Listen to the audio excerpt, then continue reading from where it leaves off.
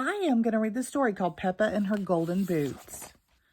It was the day of the big puddle jumping competition. Peppa and her friends were practicing jumping up and down in muddy puddles. My daddy always wins, boasted Peppa. He says the first rule of puddle jumping is to wear your boots. And mine are very special because they are made of gold. Hee hee hee hee. They are not gold, replied Susie Sheep. They're yellow. They are not yellow. They are real plastic gold, protested Peppa. Would anyone like some orange juice? Called Mummy Pig from the house. Yes, please, replied everyone.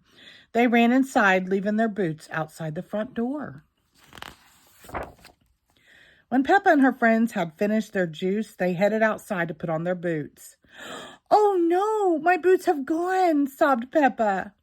Mr. Zebra arrived with the post. I've just seen a duck with boots on, he said. Peppa sniffed. Were they gold? No, yellow, he replied.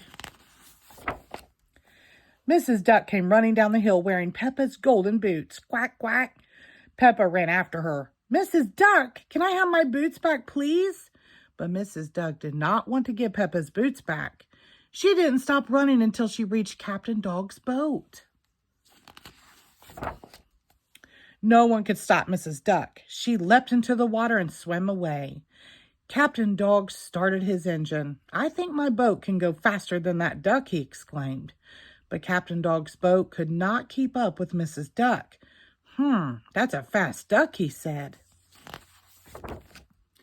Mrs. Duck finally stopped at a little island where Grampy Rabbit had been shipwrecked when his boat capsized.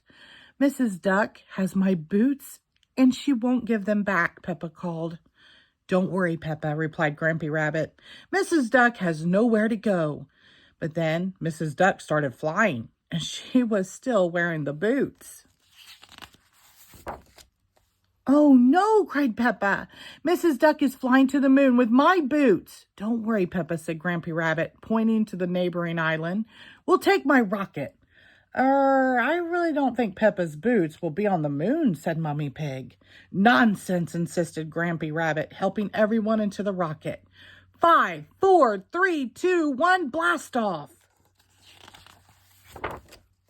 On the moon, Peppa and her friends searched everywhere for Mrs. Duck and the golden boots. Let's ask at the shop, suggested Susie Sheep. You don't get shops on the moon, exclaimed Daddy Pig. Postcards, called Miss Rabbit from inside her gift shop. Ice cream, buckets, and spades. Meanwhile, Grandpa Pig had spotted Mrs. Duck in his garden. Those aren't your boots, are they? He asked. Quack, quack. He quickly dialed Daddy Pig's number. Hello, Grandpa Pig, said Daddy Pig. Yes, Peppa has lost some boots. We'll be right there. Next stop, Grandpa Pig's garden, announced Grampy Rabbit. Peppa bounced excitedly out of the rocket. My boots, my golden boots, she exclaimed. Thank you, Grandpa. Grandpa Pig helped Peppa put them on. Now we can go to the puddle jumping competition, said Mummy Pig. Oh, yes, agreed Daddy Pig. We'd better hurry. The big puddle jumping competition was about to begin. First up, Daddy Pig, cried Mr. Potato. Daddy Pig took a giant leap and made a very big splash.